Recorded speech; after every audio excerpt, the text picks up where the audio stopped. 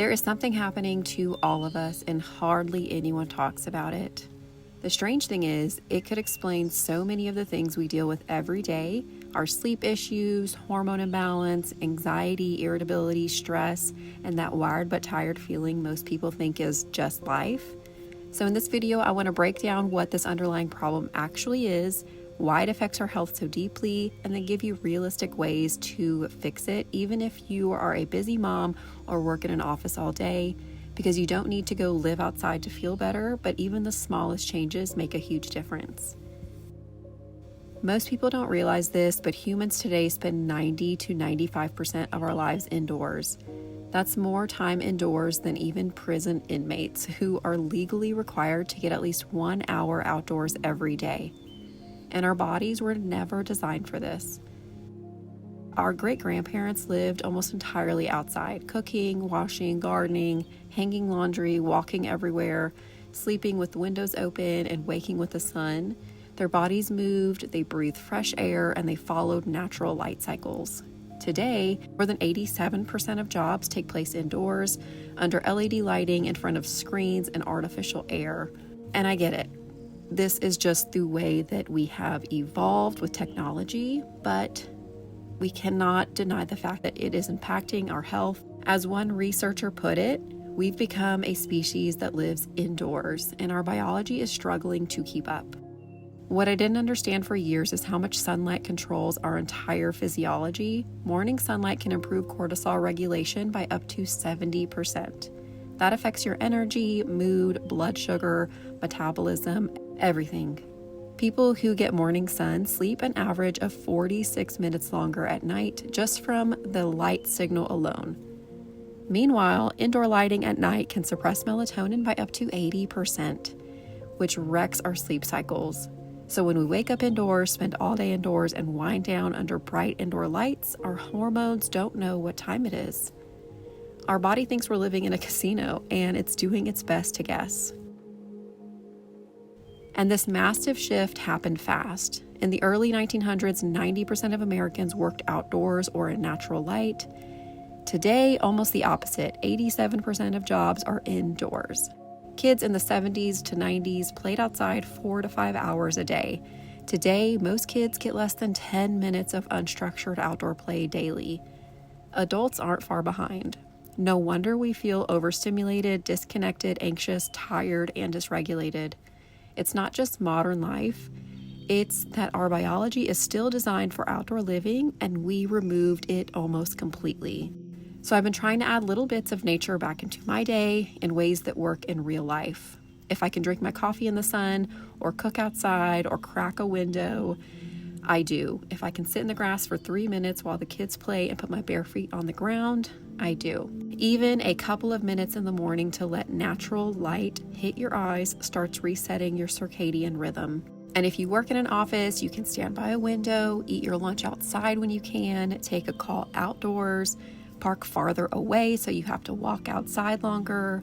Small things do matter and add up. Learning all of this made me start noticing it in my kids too. I'm reading Last Child in the Woods, and one line really stuck with me. Children are growing up nature starved. It sounds dramatic, but the research backs it. Kids who spend more time in nature have stronger immune systems, fewer allergies, better emotional regulation, more creativity, lower stress hormones, and better sleep. When my kids are outside, even in cold weather, they're calmer, happier, more imaginative. So when they want to build a little fire on the front porch, I let them, because I can immediately see the difference. And when they're outside, I will cook with the window open so I can hear them and watch them.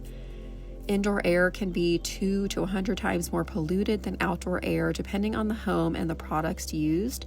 So letting the house breathe really helps me breathe too.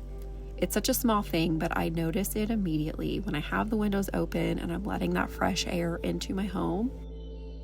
We always talk about kids needing nature, but adults need it just as much. Just 10 minutes outside can lower stress hormones and regulate your nervous system.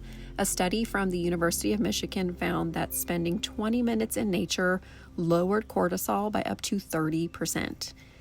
And a large study from Exeter University found that people who spend at least 120 minutes a week in nature, even broken into tiny chunks, had significantly better overall health and mood. You do not have to spend hours outside to see a difference in your mood and your health. It is the frequency, not the duration. And on the days I can't get outside at all, I found a few things that help bridge the gap. I am into biohacking, I will admit. If I'm editing or reading with the kids, I'll put my feet on a grounding mat. I also sleep on a grounding mat at night, which has been a game changer for my sleep. We went a week without it last week on vacation, and I was missing it so bad I will never leave the house without it again.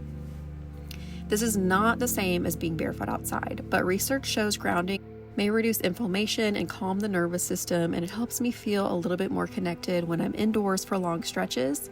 And on mornings when I'm up before the sun or the weather is terrible, I'll use my red light. Red light therapy is one of the closest ways to mimic early morning sunlight. It boosts your energy currency, your ATP, supports skin health, may help regulate circadian rhythm, and can lower inflammation. It's not a replacement for real light, but it's an amazing tool for busy, indoor heavy seasons.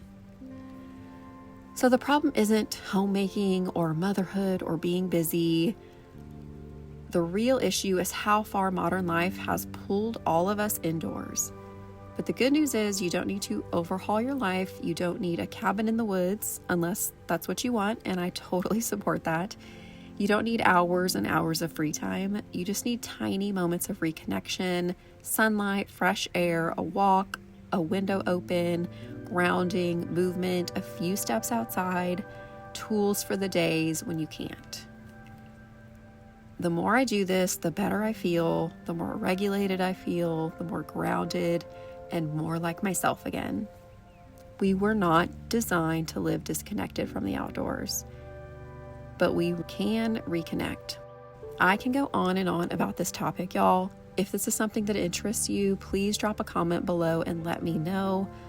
This is something that I am passionate about, and making changes in my lifestyle and my family's lifestyle so that we can reconnect with nature and balance our lives in a bigger way.